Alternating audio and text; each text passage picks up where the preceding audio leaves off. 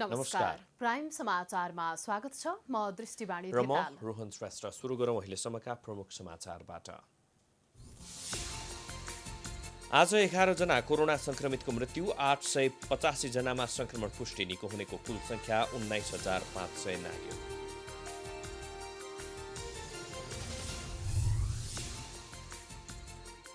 दिन प्रतिदिन संक्रमितको संख्या बढ्दै गएपछि उपचारमा चरम समस्या। लक्षण भएकालाई मात्रै अस्पतालमा बेड उपलब्ध गराउने भएपछि जोखिम झन बढ्यो।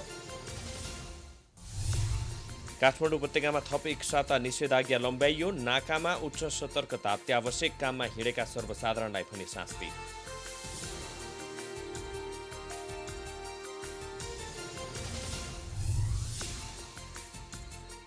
नेपालमा 4,000 भन्दा धेरै बालबालिकामा कोरोना संक्रमण। कुपोषण भएकाहरूमा प्रतिरोधी क्षमता कमजोर हुने भएकाले उच्च सतर्कता अपनाउन वैज्ञको सुझाव। पछिल्लो समय भ्रष्टाचारका मुद्दा ओझेलमा। आर्थिक वर्ष 2076-77 को अन्तिमसम्म 602 वटा मुद्दा अदालतमा दायर। ठूला अनियमितताप्रति भने अख्तियार उदासीन। सिरिया र इराकमा इस्लामिक स्टेट समूहका 10,000 भन्दा बढी लडाकु सक्रिय रहेको राष्ट्रसङ्घको दावी। लडाकुहरू स्वतन्त्र रूपमा घुमफिर गरिरहेको खुलासा। र लकडाउन र कोरोनाको जोखिमले खेलकुद क्षेत्र अस्तव्यस्त। अभ्यास समेत गर्न नपाएपछि खेलाडी निराश। सरकारले व्यवस्था गरेको गुनासो।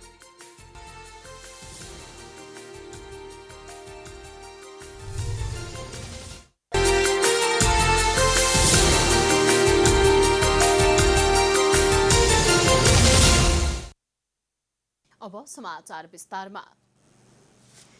आज मात्रै 11 जना कोरोना संक्रमितको मृत्यु भएको छ भने 885 जनामा संक्रमण पुष्टि भएको छ। यससँगै देशभर संक्रमितको कुल संख्या 34,418 पुगेको छ। काठमाडौँ उपत्यकामा मात्रै 300 भन्दा बढीमा कोरोना संक्रमण पुष्टि भएको छ। अहिलेसम्म करिब 20,000 संक्रमित निको पनि भएका छन्। सरकारले जोखिम कम गराउन काठमाडौँ उपत्यका लगायत देशका विभिन्न जिल्लाहरूमा निषेधाज्ञा जारी गरे पनि अहिलेसम्म संक्रमितको संख्यामा कमी आएको छैन। दैनिक जस्तो संक्रमितको संख्या बढिरहेको छ। आज मात्रै काठमाडौँ उपत्यकामा 301 जनामा कोरोना संक्रमित भेटिएका छन् भने देशैभर 885 जना नयाँ संक्रमित थपिएका छन्। नयाँ संक्रमितको संख्या बढेसँगै कोरोनाकै कारण ज्यान गुमाउनेको संख्या पनि बढिरहेको छ। पछिल्लो 24 घण्टामा थप 11 जनाको मृत्यु भएको मन्त्रालयले पुष्टि गरेको छ। यसअघि एकपटक 11 जना संक्रमितको निधन भएको थियो भने आज पुनः 11 जनाको मृत्यु भएको छ। मृतक मोरङ र भक्तपुरका 2 जना महिला रहेका छन्। कैलालीका 2 जना, महोत्तरीका 3 जना, बाँकेका 1 जना, काठमाडौँका 1 जना र बाराका 2 जना पुरुष रहेका छन्। यो सँगै नेपालमा कोरोना संक्रमणबाट मृत्यु हुनेको संख्या 175 पुगेको छ। गएको 24 घण्टामा 11 जना व्यक्तिहरूको निधन भएको छ। त्यसमा 2 जना महिला हुनुहुन्छ। 1 जना महिला 46 वर्षको मोरङबाट हुनुहुन्छ र अर्को महिला 53 वर्षीय भक्तपुरबाट हुनुहुन्छ। पुरुषहरूमा 2 जना कैलालीको हुनुहुन्छ, 45 र 50 वर्षीय। महोत्तरीको 3 जना हुनुहुन्छ, 60 वर्षीय, 72 वर्षीय र 75 वर्षीय। बाँकेको 1 जना हुनुहुन्छ, 37 वर्षीय। काठमाडौँको 1 जना हुनुहुन्छ, 51 वर्षीय र बाराको 2 जना हुनुहुन्छ, 41 वर्षीय र 46 वर्षीय गरी जम्मा 2 जना महिला, 9 जना पुरुष गरी 11 जनाको निधन भएको छ र आजसम्म निधन हुनेको संख्या 175 पुगेको छ। यसरी निधन हुनेहरूप्रति स्वास्थ्य तथा जनसङ्ख्या मन्त्रालयले हार्दिक संवेदना प्रकट गर्दछ र यो मृत्युको प्रतिशत चाहिँ अहिले 0.5% रहेको छ। स्वास्थ्य तथा जनसङ्ख्या मन्त्रालयले संक्रमितको उपचार तथा हेरचाह तथा बिरामीको डिस्चार्जको सम्बन्धका लागि अस्पतालहरूलाई निर्देशन दिएको छ। अस्पतालहरूले कोरोना संक्रमितलाई 10 दिन पश्चात PCR परीक्षण गरी डिस्चार्ज गर्न निर्देशन दिएको छ। यदि उक्त परीक्षणमा पोजिटिभ देखिए 14 दिन पश्चात पुनः परीक्षण नगरी डिस्चार्ज गर्नुपर्ने बताएको छ। यदि कुनै पनि अस्पतालले 14 दिन भन्दा बढी बिरामी अस्पताल राखेको खण्डमा सरकारले खर्च नबेहोर्ने बताएको छ। 8 गते सम्पूर्ण कोभिड-19 अस्पतालहरू 7 प्रदेश कोभिड-19 को बिरामी व्यवस्थापन सम्बन्धमा उपरोक्त सम्बन्धमा यस मन्त्रालयको पसम 07778 चलानी मिति 2077 4/29 को पत्र मार्फत तहाँ अस्पताल अन्तर्गत रहेका कोभिड-19 का एसिम्प्टोमेटिक र माइल्ड केस बिरामीहरूको 10 दिनमा रियल टाइम PCR गरी डिस्चार्ज गर्नुहुन र यदि 10 दिनमा पोजिटिभ आएमा 14 दिनमा टेस्ट नगरी डिस्चार्ज गर्ने व्यवस्था मिलाउनको लागि परिपत्र गरिएको थियो। सो पत्रलाई पुनः स्मरण गराउँदै 14 दिनभन्दा बढी एसिम्प्टोमेटिक र माइल्ड केसका बिरामीहरू अस्पतालमा नराख्न निर्देशन गरिन्छ। साथै 14 दिनभन्दा बढी राखेमा नेपाल सरकारले शोध भर्ना नगर्ने ब्यौरा समेत अनुरोध छ। पछिल्लो 24 घण्टामा थप 385 जना निको भएका छन् भने हालसम्म निको हुनेको कुल संख्या 19,504 पुगेको छ। यस्तै हाल देशभर 14,739 जना सक्रिय संक्रमित रहेका छन् भने होम आइसोलेसनमा 6,028 जना र संस्थागत आइसोलेसनमा 8,711 जना रहेका छन्। पछिल्लो 24 घण्टामा 13,293 जनाको PCR परीक्षण भएको छ। अब लक्षण भएका कोरोना भाइरस संक्रमितलाई मात्रै कोभिड-19 उपचारका लागि तोकिएको अस्पतालहरूमा राखिने भएको छ। पछिल्लो समय संक्रमण बढेसँगै अस्पतालमा बेड अभाव हुन थालेपछि सरकारले लक्षण भएकाहरूलाई मात्रै अस्पताल भर्ना गर्ने निर्णय गरेको हो। यो समय संक्रमण बढेसँगै अस्पतालमा बेड अभाव हुन थालेपछि सरकारले लक्षण भएकाहरूलाई मात्रै अस्पताल भर्ना गर्ने निर्णय गरेको छ। लक्षण भएका कोरोना संक्रमितलाई मात्रै कोभिड अस्पतालमा उपचार गर्ने व्यवस्था मिलाउने निर्णय गरेको हो। अबको अवस्थामा लक्षण नभएका संक्रमितले सम्भव भए होम आइसोलेसन र सम्भव नभएका बिरामीले संस्थागत आइसोलेसनमा रहनुपर्ने भएको छ। उपत्यका लगायत देशैभर कोरोना संक्रमितको संख्या बढ्दै जाँदा देशैभरिका सरकारी अस्पतालहरूमा बेड अभाव देखिएको छ।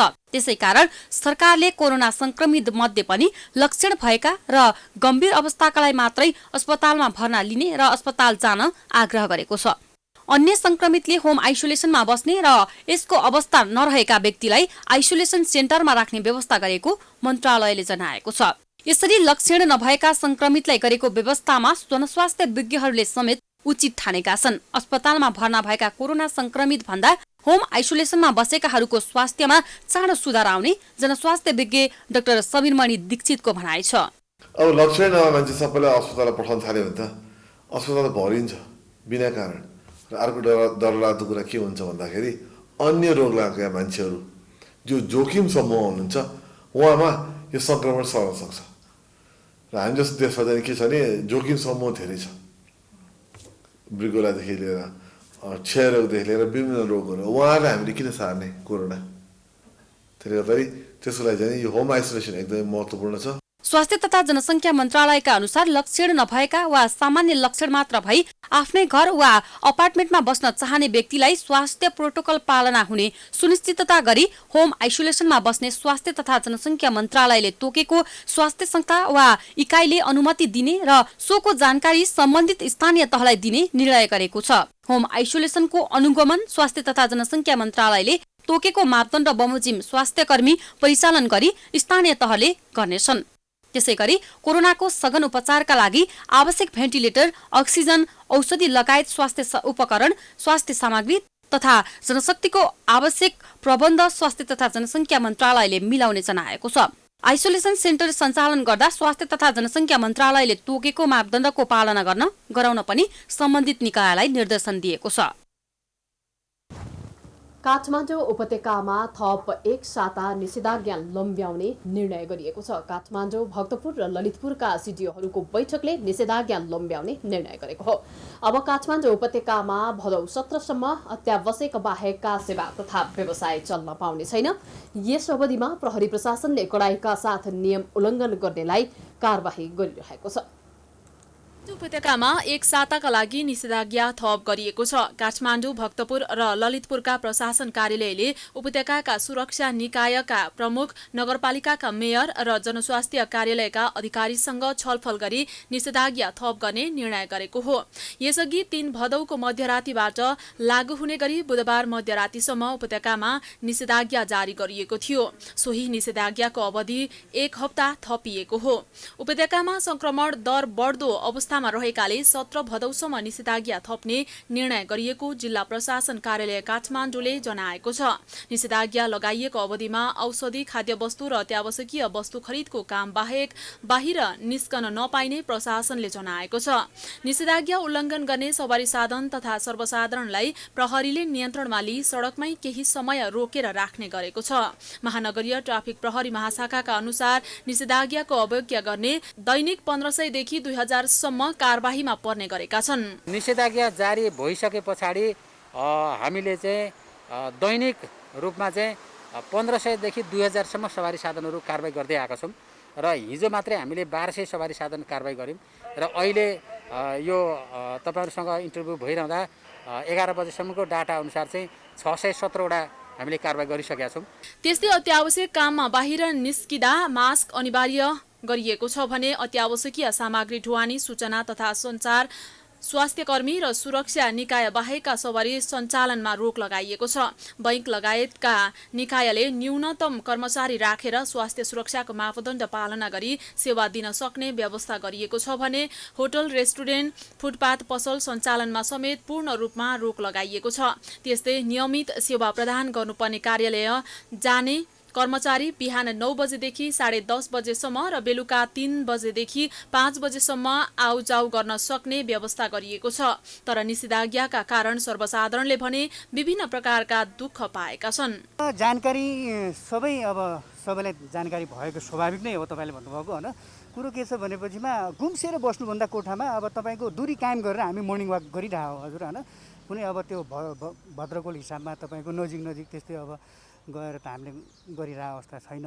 बिहान मेरो ब्लड प्रेसर हाई छ कि, अनि ब्लड प्रेसर हाईको लागि जगिङ गर्नु भनेको छ। अनि बिहान खाली जगिङ गरेर आएको थिएँ, हिँडिरहेको थिएँ एका बिहानै लगभग 5:30-6 बजेतिर हो। अनि मलाई यो हिँडेर बाटो रोक्यो, अनि कहाँ हो भनेर यहाँ अडाएको 2.5 सालसम्म। संक्रमण रोग ऐन 2020 को दफा 2 र स्थानीय प्रशासन ऐन 2028 को दफा 6(3) अनुसार जिल्ला सुरक्षा समितिको निर्णय अनुसार प्रमुख जिल्ला अधिकारीलाई निषेधाज्ञा जारी गर्ने अधिकार छ। थप गरिएको निषेधाज्ञा अवधिमा आइसोलेसन सेन्टर बढाउने, कन्ट्याक्ट ट्रेसिङ र टेस्टको दायरा बढाउने स्थानीय प्रशासनले निर्णय गरेको छ। एक साता लामो निषेधाज्ञापछि उपत्यकामा कोरोना भाइरस संक्रमणको चेक ब्रेक भएको उपत्यकाका 3 जिल्ला प्रशासन कार्यालयको निष्कर्ष छ। क्यामेरामा सुमन निरौलाको साथमा लक्ष्मी विश्वकर्माको रिपोर्ट। लकडाउनमा नाका खोलेसँगै उपत्यका बाहिरबाट मानिसहरू आउने जाने क्रम बढेको थियो। अहिले कोरोना भाइरस संक्रमितको संख्या बढेपछि काठमाडौँ उपत्यकामा निषेध आदेश जारी गरेसँगै उपत्यका प्रवेश गर्ने नाकामा चेक जाँच पनि कडा पारिएको छ। काठमाडौँ प्रवेश गर्ने मुख्य नाका नागढुङ्गामा सुरक्षा जाँच कडा पारिएको छ भने मालवाहक सवारी साधन प्रवेशमा कडाई गरिएको देखिएको छ। निषेधाज्ञाको अटेर गरेर उपत्यका भित्र खोज्ने सवारी साधनलाई रोकेर जहाँबाट आएको त्यहीँ पठाउने गरिएको छ। खाद्यान्न, औषधि, तरकारी, स्वास्थ्य सामग्री बोकेर आएको सवारी साधनलाई मात्र प्रवेश दिएको छ।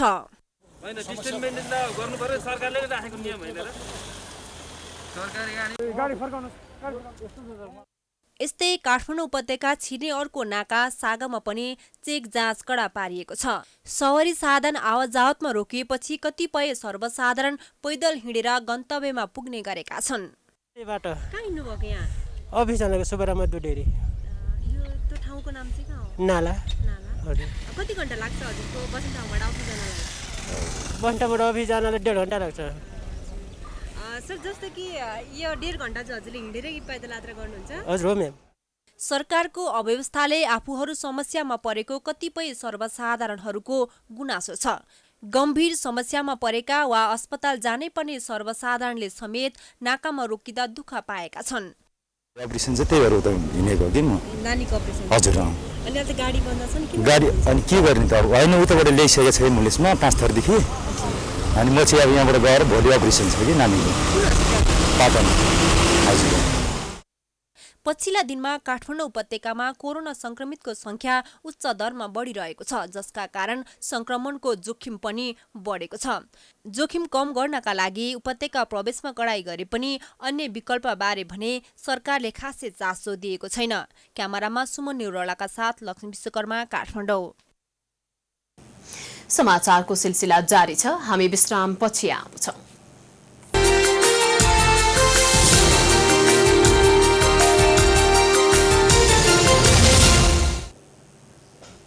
विश्रामपछि स्वागत छ। अब बाँकी समाचार।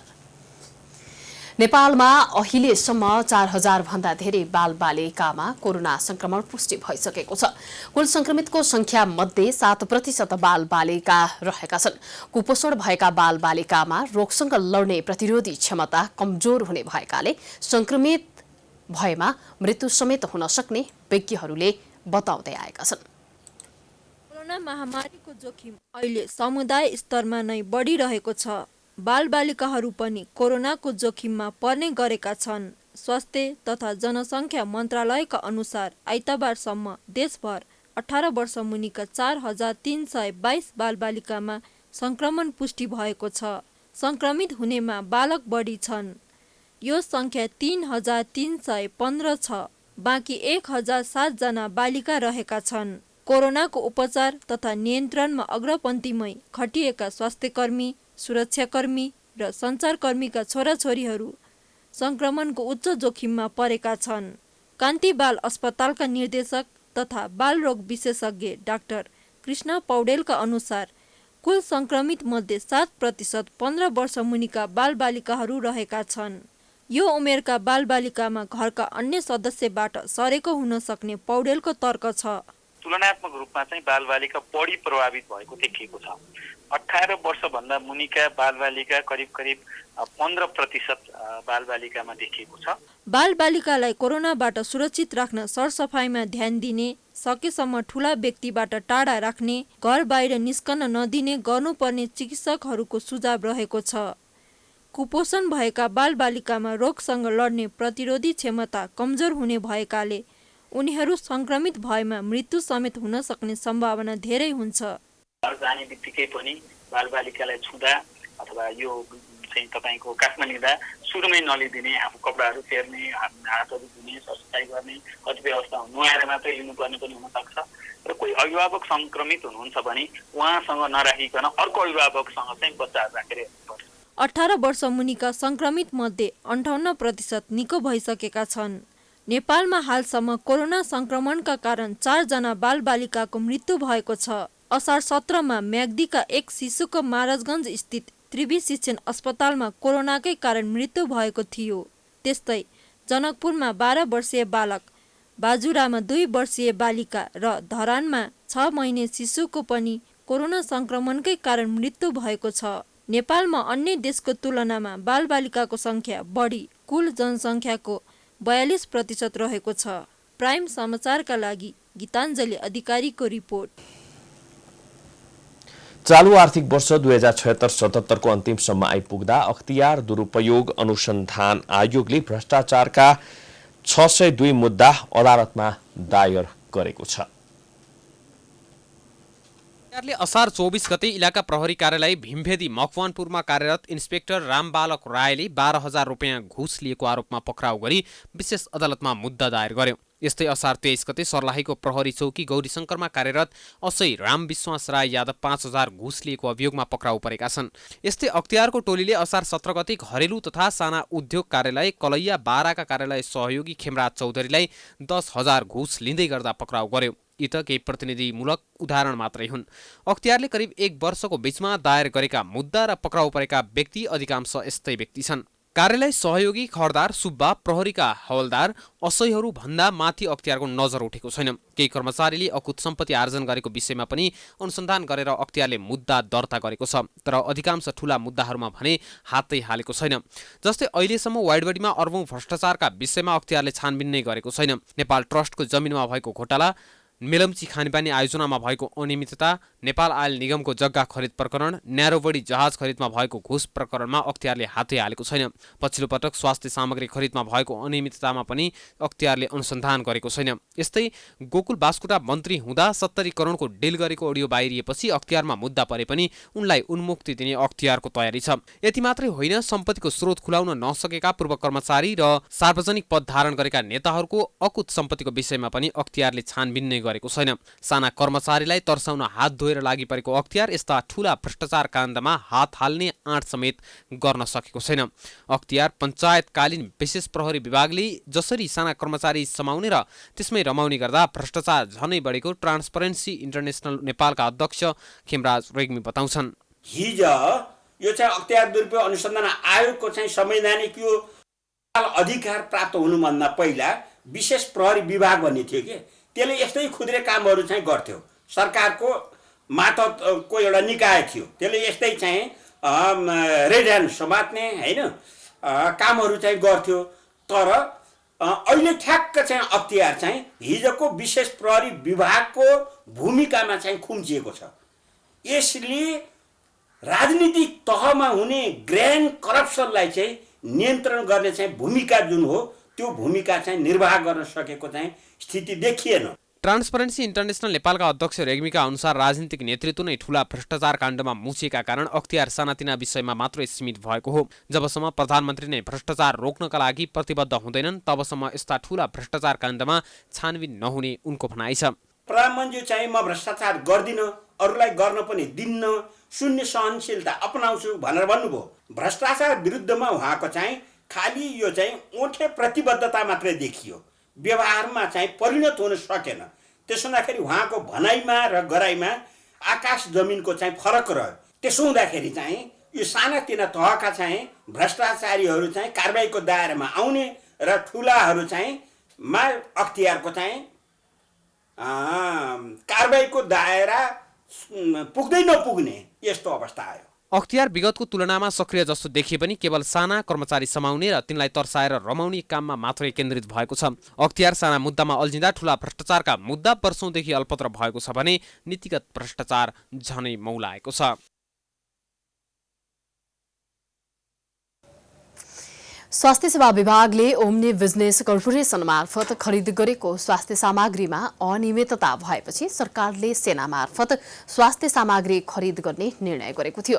तर सेनाले खरिद गरेका स्वास्थ्य सामग्रीहरूमा समेत सडकदेखि सदनसम्म विरोध भयो। अहिले विभागले टेन्डर प्रक्रिया मार्फत स्वास्थ्य सामग्री चरणबद्ध रूपमा खरिद गर्दै आएको छ। कोरोना भाइरसको संक्रमण देखिएसँगै स्वास्थ्य सेवा विभागले चीनबाट स्वास्थ्य उपकरण ल्याउन ओम्नी बिजनेस कर्पोरेसन समूहसँग सम्झौता गरेको थियो। सरकारले नेपाल एयरलाइन्सको विमान पठाएर व्यक्तिगत सुरक्षा सामग्री पीपीई लगायत धेरै स्वास्थ्य सामग्री ल्याएको थियो। तर बिना प्रतिस्पर्धा निकै महँगो मूल्यमा उपकरण खरिदको सम्झौता गरिएको भन्दै सरकारको आलोचना भएपछि विभागले ओम्नीसँगको सम्झौता रद्द गरेको थियो। कोभिड-19 विपद व्यवस्थापन केन्द्र सीसीएमसीले थप स्वास्थ्य सामग्री खरिद गर्नका लागि नेपाली सेनालाई G2G मार्फत आवश्यक स्वास्थ्य सामग्री ल्याउने मन्त्री परिषदले चैत 16 गते निर्णय गरेको थियो। सोही निर्णय बमोजिम नेपाली सेनाले 67 थरीको स्वास्थ्य सामग्री करिब 2 अर्ब 26 करोड रुपैयाँमा चीनको सरकार नियन्त्रित कम्पनी सिनोफार्म इन्टरनेसनल कर्पोरेसनबाट खरिद सम्झौता गरेको थियो। अनियमितता भएको भन्दै चौतर्फी आलोचना खेपिरहेको सरकारले आवश्यक सामग्रीहरू विभिन्न समयमा सार्वजनिक खरिद ऐन अन्तर्गत रही खरिद गर्दै आइरहेको छ। भोलिको सिचुएसन हामीले सोचे भन्दा पृथक हुन सक्छ। सामान नभएर नहुनु भन्दा हामीसँग केही चाहिँ नि रह्यो भने त्यसले चाहिँ नि केही खराबी गर्दैन भन्ने चाहिँ नि मान्यतालाई हामी लिएर यसरी खरिद प्रक्रियाहरू अगाडि गर्दै सार्वजनिक रूपमा पत्र विशेष गरी गोरखापत्र राइजिङ नेपाल यो अन्तर्राष्ट्रिय टेन्डर पनि हुनसक्छ, त्यो भएको बेला हामीले राइजिङ नेपालमा निकाल्छौँ भने नेसनल बिडिङ हुँदाखेरि अथवा अन्तर्राष्ट्रिय बिडिङ हुँदा पनि हामीले चाहिँ नि गोरखापत्रमा पनि निकाल्छौँ। यो चाहिँ नि हाम्रो प्रक्रिया हो, त्यही अनुसार हामी अगाडि बढेका। विभागले देशमा कोरोना संक्रमितको संख्या बढ्दै जानु, कोभिड-19 सम्बन्धी स्वास्थ्य सामग्रीहरू आवश्यक भइरहेको अवस्थालाई मध्यनजर गर्दै अहिलेको माग पूरा गर्नका लागि छिटोभन्दा छिटो प्रतिस्पर्धा गराई स्वास्थ्य सामग्रीहरू खरिद गरिरहेको स्वास्थ्य सेवा विभागले जनाएको छ। विभागले स्वास्थ्य सामग्रीको अभाव नहोस् भन्नका लागि निरन्तर रूपमा काम अघि बढाइराखेको जनाएको छ। हाम्रो कोभिडसँग रिलेटेड ल्याबका सामान हुन् र अरू पिपीका सामान हुन् अथवा आइसीको लागि चाहिने सामान हुन् अथवा जीवन रक्षाका औषधिका कुराहरू गरौँ, कुनै पनि चिज भोलिको दिनमा कमी नहोस् त्यसको लागि हामीले चाहिँ दिनरात अहिले आफू बाँचेर अरूलाई बचाउने नेपाल सरकारको चाहिँ जुन एउटा अहिलेको विषम परिस्थिति हो त्यही नीतिसँग हामी अगाडि बढिरहेका छौँ। विभागले अहिले कोरोना संक्रमित बढेसँगै भेन्टिलेटर, पीसीआर टेस्ट गर्ने मेसिन, पीसीआर किट लगायतका सामग्रीको खरिदका लागि प्रक्रिया अगाडि बढाइसकेको छ। असोज मसान्तसम्म नेपालमा 1,80,000 कोरोना संक्रमित हुने पूर्वानुमान अनुसार विभागले पीसीआर, भेन्टिलेटर लगायतका अत्यावश्यक स्वास्थ्य सामग्रीको टेन्डर प्रक्रिया अघि बढाएको हो। प्रमुख प्रतिपक्षी दल नेपाली कांग्रेसले कोरोना संक्रमण फैलिरहँदा सरकार भने दिशाविहीन र योजनाविहीन भएको आरोप लगाएको छ। नेपाली कांग्रेसको कोभिड-19 अनुगमन समितिका संयोजक रहेका सहमहामन्त्री डाक्टर प्रकाश शरण महतले सरकारकै कारण नागरिकको जीवन संकटमा रहेको बताउनुभयो। कोरोना संक्रमण रोक्ने उपाय र यसबाट उत्पन्न परिस्थितिलाई सम्बोधन गर्न सरकारले चाल्नुपर्ने कदमहरूका बारेमा निरन्तर खबरदारी गरे पनि सरकारले बेवास्ता गरेको उहाँले बताउनुभयो। कोरोना संक्रमणलाई नियन्त्रण गरी नागरिक जीवन सहज पार्ने ठोस अल्पकालीन र दीर्घकालीन योजना सार्वजनिक गर्न डाक्टर महतले माग गर्नुभयो। समितिले कोरोना संक्रमण फैलिँदै गएको वर्तमान अवस्थालाई ध्यानमा राखी हरेक अस्पतालमा कोरोना संक्रमित बिरामी राख्ने कुरा व्यावहारिक नभएकोले तत्काल आवश्यक संख्यामा निजी अस्पतालहरूलाई कोरोना अस्पताल घोषणा गर्न पनि माग गर्नुभएको थियो।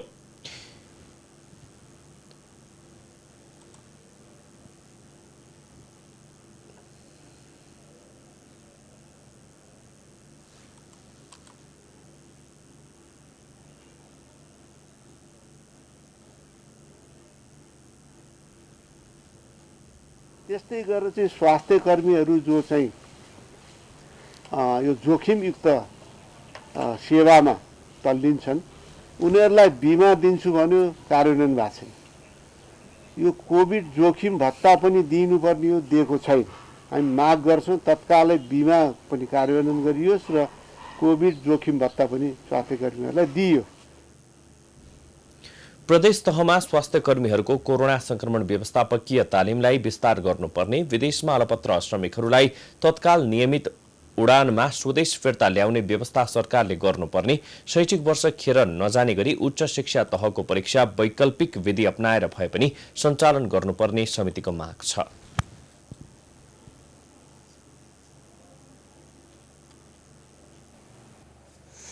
सुदूरपश्चिमेलीहरूको महान चाड गौरा पर्व आज प्रमुख दिन गौराष्टमी अर्थात् अठेवाली पर्व मनाइएको छ।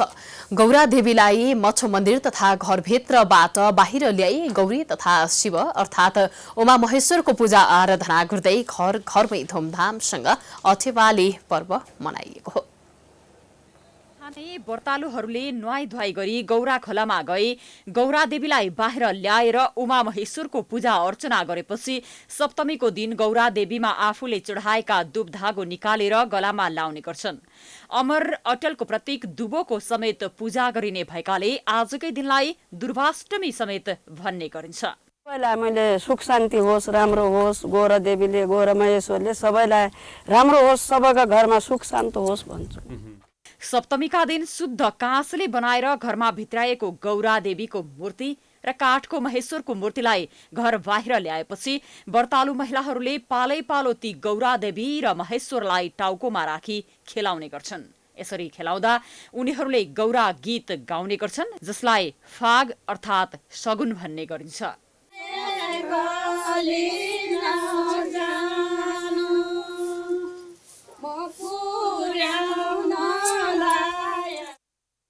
दिनभरि उमामहेश्वरको पूजा अर्चना गरिसकेपछि गौरा पर्व थालनी गरिएका दिनमा भिजाएका पञ्चअन्न बिरुडालाई बाँडेर व्रत बसेका महिलाहरूले आआफ्ना घर लैजाने र परिवारका सदस्यलाई पुजेर बाँकी रहेको बिरुडालाई भुटेर प्रसादको रूपमा खाने गर्छन्।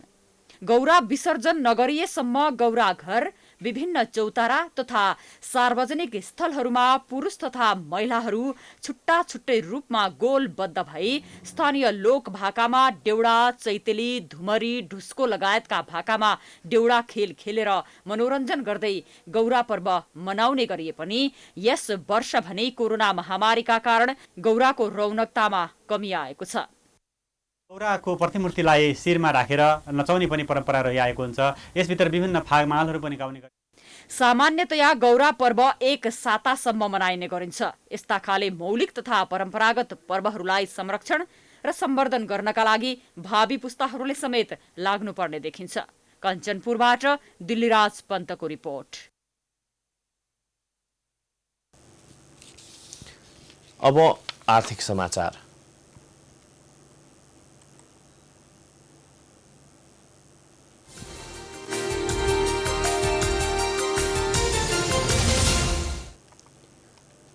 कोरोना भाइरस रोकथाम तथा नियन्त्रण गर्न स्थानीय सरकारले निषेधाज्ञा जारी गरेको छ। नागरिकलाई घरभित्रै बस्न आग्रह गरिएको छ, तर कास्कीको रामघाटमा बस्ने मजदुरहरूलाई न त निषेधाज्ञाले रोक्यो न उर्लेको सेती नदीले नै छेक्यो। मजदुरहरू जोखिमको सामना गरी सेती नदीले बगाएर ल्याएको बालुवा थुपार्न व्यस्त छन्। भागबाट बग्ने सेती नदी हिउँदको समयमा हराउने गरे पनि वर्षाको समयमा भेल आई उर्लेको हुन्छ। मजदुरहरूलाई भने त्यही उर्लेको नदीको छेउ किनारमा बालुवा थुपार्न भ्याइ नभ्याइ हुने गर्छ। सल्यान स्थायी घर भएका हुमबहादुर बोहराको मुख्य आम्दानीको स्रोत नै सेती किनार बनेको छ। विगत केही वर्षदेखि त्यही बालुवा निकाल्ने काम गर्दै आएकाले साँझ बिहानको खर्च टरेको उनी बताउँछन्। अब यही बालुवाको जीविका अलिअलि अब गाडी खुल्यो भने हुन्छ कि भनेर गर्दैछौँ कि त्यो हिउँदा टेन्डर हुन्छ नि त। ए हजुर। त्यो टेन्डर हुँदाखेरि हिउँदा यतातिर गऱ्यो अनि त्यसपछि घर जान अलि भएन कि छुट्टी, त्यही भएर यतातिर रोकेर यस्तै काम गर्दैछौँ। त्यो टिप पुर्यायो भने यहाँबाट खोलाबाट माथि पुर्यायो भने 3000 हामीलाई आउने हो। निषेधाज्ञाका कारण उनले निकालेको बालुवा बिक्री भने भएको छैन। ट्रिपको हिसाबले बालुवा बिक्री हुने गर्दछ। एक ट्रिप ट्र्याक्टरको 4 देखि 5,000 सम्ममा बिक्री हुने गर्छ। एक ट्रिपका लागि झण्डै 50 देखि 65 डोको बालुवा आवश्यक पर्छ। एक ट्रिप बालुवा जम्मा गर्न 3 देखि 4 दिन लाग्ने भएकाले निषेधाज्ञामा पनि काम गरेको मजदुरको भनाइ छ। अब खोलाबाट बाला झिक्छौँ नि, अब खोलाबाट बाला झिक्दा अब त्यहाँ राख्यो भने खोला बढेर लान्छ अनि यहाँ बिचमा ल्याएर राख्छौँ अनि बिचबाट अनि फेरि माथि लान्छौँ। भेनमा बेच्छौँ, टिपको 5000 पर्छ। अहिले चाहिँ पछि अब टेन्डर खोलेर चाहिँ कर तिर्नुपर्छ, त्यति नै आउँदैन, 1-2 हजार आउँछ पछि चाहिँ। वर्षातको समय भएकाले बाढी आएर समय समयमा नदीले धार परिवर्तन गर्ने गर्छ। नदी किनारमै बालुवा थुपारेर राख्दा नदीले बगाउने डरले बाटो किनारमा थुपार्ने गरेको हुमबहादुर गुरुङ बताउँछन्। अहिले यसरी निकाल्ने हो अनि पछि चाल्ने हो, केलाएर माथि बोक्ने मान्छे राखेर पनि बेच्ने हो, आफूले बोल्न सक्दैनन्। निकाल्ने हो एकै ठाउँमा आफ्नो मैले निकाल्यो थुप्रो, अब मैले बोक्ने अरूले निकालेको अरूले बोक्ने। बालुवा बोकेर जीविकोपार्जन गर्दै आएका मजदुरहरू लकडाउनका कारण सवारी साधन नचल्दा बालुवा बिक्री हुन नपाएपछि मारमा परेका छन्। सरकारले निर्माण कार्यलाई निरन्तरता दिन निर्माण सामग्री ढुवानीमा सहज गरे पनि निषेधाज्ञा र कोरोना महामारीले दैनिक ज्यालादारी मजदुर वर्ग प्रत्यक्ष मारमा परेका हुन्। कास्कीबाट अनिता घिमिरेको रिपोर्ट। करिब 6 महिना अघि विश्वव्यापी रूपमा फैलिएको कोरोना भाइरस कोभिड-19 का कारण विश्व अर्थबजार धाराशायी भएको अवस्थामा नेपालमा समेत विभिन्न क्षेत्र त्यसको प्रत्यक्ष असरबाट गुज्रिएको छ। कोरोना भाइरसका कारण विभिन्न व्यवसायमा असर परेका बेला कञ्चनपुरमा व्यावसायिक तरकारी खेती गरिरहेका किसानहरू समेत अहिले समस्यामा परेका छन्। जिल्लाको भीमदत्त नगरपालिका 19मा तरकारी खेती गर्दै आएका कृषक अहिले निराश बनेका छन्। वैदेशिक रोजगारीबाट घर फर्केर आफ्नै देशमा केही गरी खानुपर्छ भन्ने उद्देश्यले तरकारी खेतीमा जुटेका निरञ्जन धामी कोरोनाका कारण देशैभर लकडाउन र निषेधाज्ञा गरिएपछि मारमा परेका छन्। करिब 12 लाख लगानी गरी विभिन्न प्रकारका तरकारी खेती गरेका धामी तरकारी फलेको बेला कोरोना रोकथाम तथा नियन्त्रणका लागि लकडाउन भएसँगै उनले घाटा बेहोर्नु परेको छ। लकडाउनको समय चाहिँ एकदम अत्यन्तै मार भएको अवस्था थियो। कस्तो भने चाहिँ हामीले चाहिँ यो गल्ली गल्ली अथवा गाउँ गाउँ लगेर बेच्नुपर्ने पनि अवस्था आयो, किनभने बजारमा लकडाउन अरूसँग लगभग हाम्रो अन्य सेक्टरको चाहिँ मन्डीहरू खुल्ला थियो, यहाँ चाहिँ बन्दै थियो। अहिले पनि जुन एउटा लकडाउन खुकुलो भए पनि अझ फेरि हुने सम्भावना भइसक्यो। त्यसको लागि के गर्ने, हामीले किसानहरूलाई चाहिँ कसरी सहजीकरण गर्ने भन्ने उहाँहरूले चाहिँ हामीसँग सरसल्लाह पनि केही त्यस्तो नगरेर अब कसरी त्यो समस्या आइसकेपछि कसरी त्यसलाई व्यवस्थापन गर्ने भन्ने सोच विचार पनि छैन। र अहिले उत्पादित नयाँ अब तरकारीको चाहिँ मार्केट कहाँ ढुन्ने त, लार्ज स्केलमा व्यावसायिक रूपमा गर्ने मान्छेलाई चाहिँ अलिकति गाह्रो भइरहेको अवस्था। कृषक धामी त प्रतिनिधि पात्र मात्रै हुन्। उनी जस्तै सयौं युवा अहिले विभिन्न कृषि पेसामा आबद्ध भएका छन्। अहिले पनि कञ्चनपुर लगायत अन्य जिल्लामा निषेधाज्ञा जारी गरिएसँगै स्थानीय अति आवश्यक काम बाहेक बाहिर नआउने हुँदा बारीमा बेच्न तयार भइरहेको तरकारी बारीमै कुहिने अवस्थामा पुगेको छ। बारीमा फलेको तरकारी किसानले कसै गरी बजार मण्डीसम्म पुर्याइए पनि स्थानको अभाव र बेच बिखन गर्ने निश्चित ठाउँ नहुँदा बिचौलियाहरूलाई कमिसन दिएर सस्तो मूल्यमा बेच्नुपर्ने बाध्यता छ। 30 रुपियाँ पाइरहेछ, 20 रुपियाँ पाइरहेछ भने आज लोक 100 रुपियाँ कसरी भयो त भन्दाखेरि नयाँ व्यापारी आएर भएको।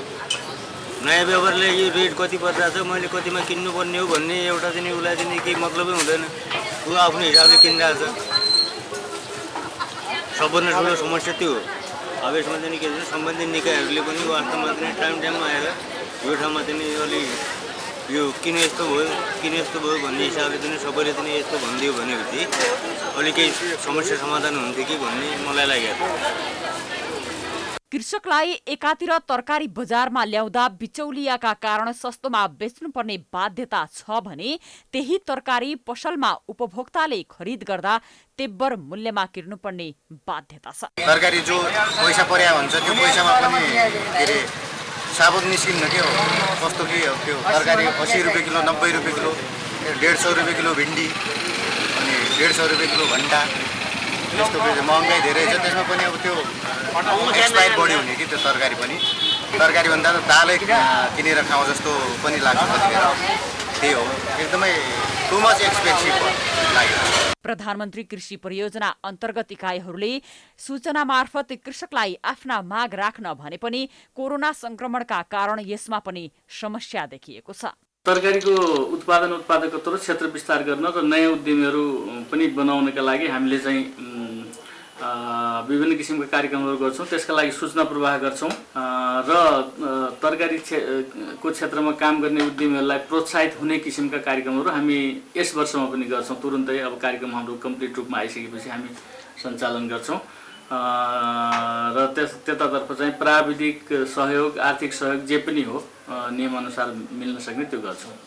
आफ्नै देशमा केही गरी खाउँ भनी पसिना बगाइराखेका युवाहरूलाई सरकारले युवा लक्षित रोजगारीको योजना ल्याइदिए र उनीहरूले गर्दै आएको व्यवसायको बजार व्यवस्थापन गर्न सके तरकारी खेतीमा मात्रै भए पनि आत्मनिर्भर बन्न सकिन्थ्यो। कञ्चनपुरबाट दिल्लीराज पन्तको रिपोर्ट।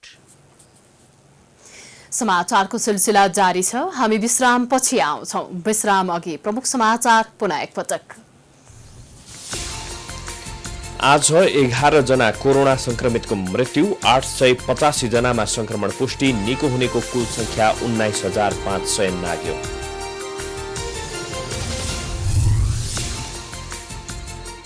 दिन प्रतिदिन संक्रमितको संख्या बढ्दै गएपछि उपचारमा चरम समस्या, लक्षण भएकालाई मात्रै अस्पतालमा बेड उपलब्ध गराएपछि जोखिम झन बढ्यो।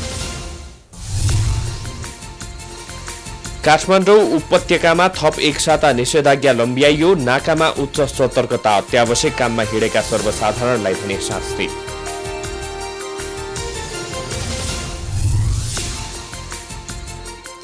नेपालमा 4,000 भन्दा धेरै बालबालिकामा कोरोना संक्रमण, कुपोषण भएकाहरूमा प्रतिरोधी क्षमता कमजोर भएकाले उच्च सतर्कता अपनाउन विज्ञको सुझाव।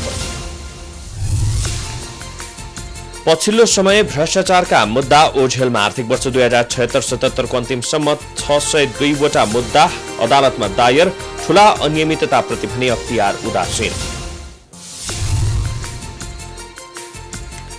सिरिया र इराकमा इस्लामिक स्टेट समूहका 10,000 भन्दा बढी लडाकु सक्रिय रहेको राष्ट्रसङ्घको दावी, लडाकुहरू स्वतन्त्र रूपमा घुमफिर गरिरहेको खुलासा। र लकडाउन र कोरोनाको जोखिमले खेलकुद क्षेत्र अस्तव्यस्त, अभ्यास समेत गर्न नपाएपछि खेलाडी निराश, सरकारले व्यवस्था गरेको गुनासो।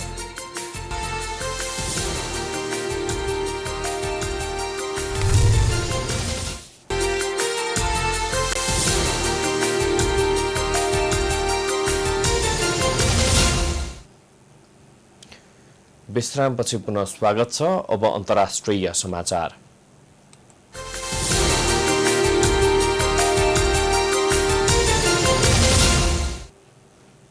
सिरिया र इराकमा इस्लामिक स्टेट समूहका 10,000 भन्दा बढी लडाकु सक्रिय रहेको प्रति आतंकवाद सम्बन्धी राष्ट्रसङ्घले जानकारी दिएको छ।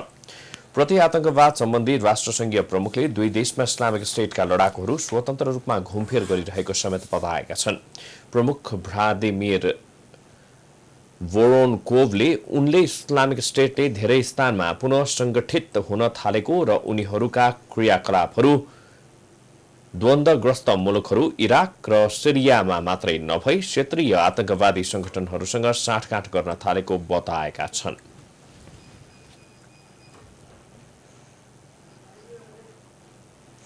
अब खेलकुद समाचार।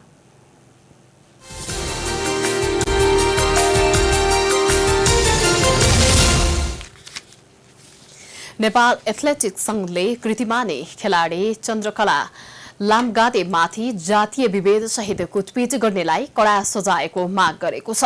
संघका अध्यक्ष राजीव विक्रम शाहले बुधबार विज्ञप्ति जारी गरी घटनाको घोर भर्त्सना गर्दै घटनामा संलग्नलाई कड़ा भन्दा कड़ा कार्यवाहीको माग गरेका हुन्। सोमबार राति झापाको मेचीनगर 4 आलीमा दलित युवकलाई कुटपिटबाट जोगाउने क्रममा चन्द्रकला सहित उनका श्रीमान सुमन खातीमाथि आक्रमण भएको थियो। स्थानीय छिमेकी दुर्गा श्रेष्ठ र उनकी श्रीमती विष्णुको कुटाईबाट चन्द्रकला घाइते भएकी छन्। श्रेष्ठ दम्पतिले चन्द्रकला र उनको श्रीमानलाई जातीय विभेद युक्त शब्द सहित गाली गलौज गर्दै आक्रमण गरेका थिए। घाइते चन्द्रकलाको अवस्था गम्भीर बनेपछि उनको बीएनसी अस्पतालमा उपचार भइरहेको छ। उनी 7 महिनाकी गर्भवती रहेकी छन्।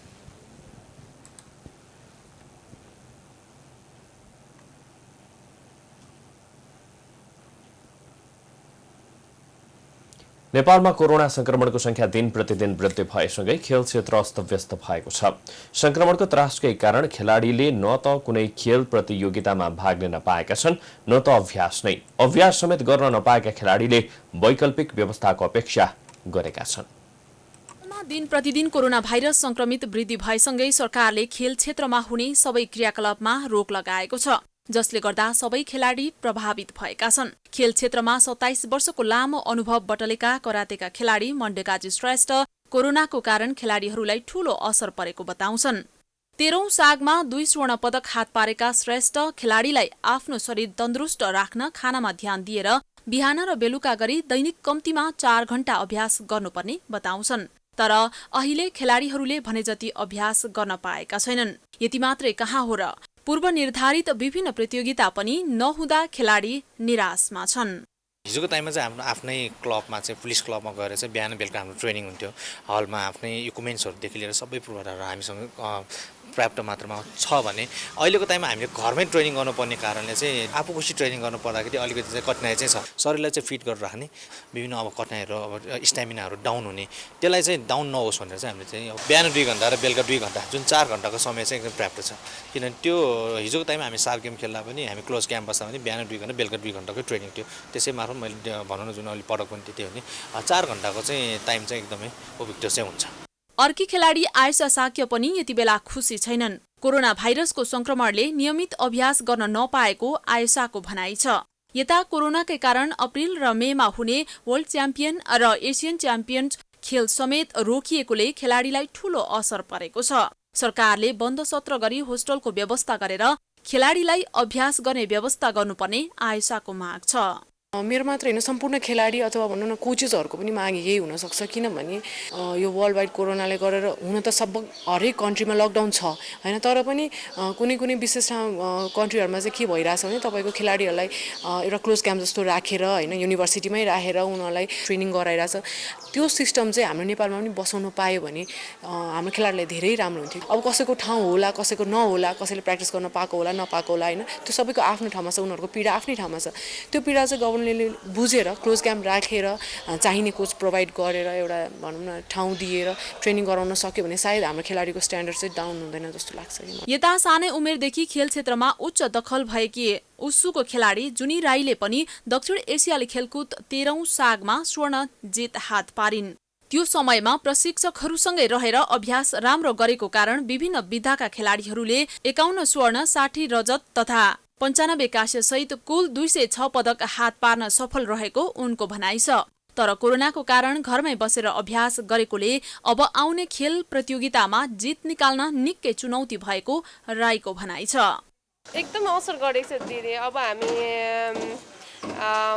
डेली प्र्याक्टिस गरिराख्ने मान्छे अब घरमा बसिराख्नु परेको छ। अब घरमा हामी नर्मल एक्सर्साइजहरू त गर्छौँ तर त्यो हाम्रो जुन हाम्रो खेल्नुको लागि त्यो इनफ हुँदैन। हाम्रो अब मङ्सिरदेखि लगातार अब हामीले चाहिँ गएर कुनै हलमा गएर कुनै स्टेडियममा गएर प्र्याक्टिस गरेको छैन।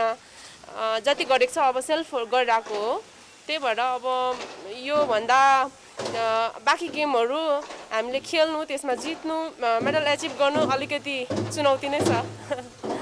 यसरी विभिन्न खेल रोकिएको कारण समस्या परेको खेलाडीहरूलाई संक्रमणको अन्त्य भएसँगै आयोजना हुने खेलमा समावेश गराउने योजनाको साथ स्वास्थ्य सुरक्षाको मापदण्ड पालना गर्दै अभ्यासको राम्रो व्यवस्था गर्न आवश्यक देखिन्छ। क्यामेरामा दिपु शाहको साथमा रितासमा मुखिया, काठमाडौँ। यो सँगै हामी समाचारको अन्त्यमा आइपुगेका छौं। जाँदा जाँदै प्रमुख समाचार पुनः एकपटक। आज 11 जना कोरोना संक्रमितको मृत्यु, 885 जनामा संक्रमण पुष्टि, निको हुनेको कुल संख्या 19,500 नाग्यो।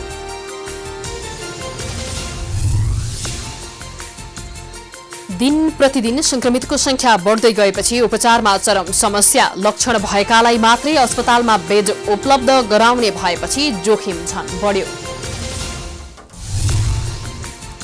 काठमाडौँ उपत्यकामा थप एक साता निषेधाज्ञा लम्ब्याइयो। नाकामा उच्च सतर्कता, अत्यावश्यक काममा हिँडेका सर्वसाधारणलाई पनि शास्ति।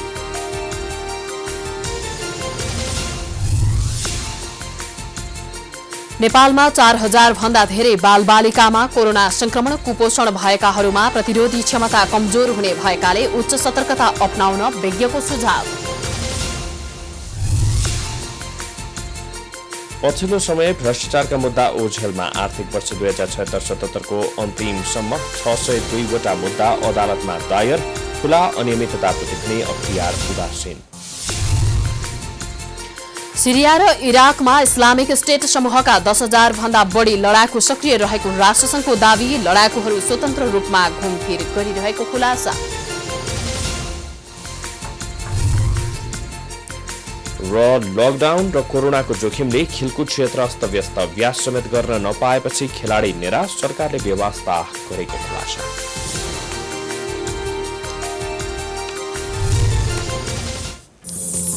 समाचार अहिलेलाई सकियो। यसपछिको प्रस्तुति जनता जान्न चाहन्छन्। प्राइम टाइम्स टेलिभिजन हेर्दै गर्नुहोला। नमस्कार।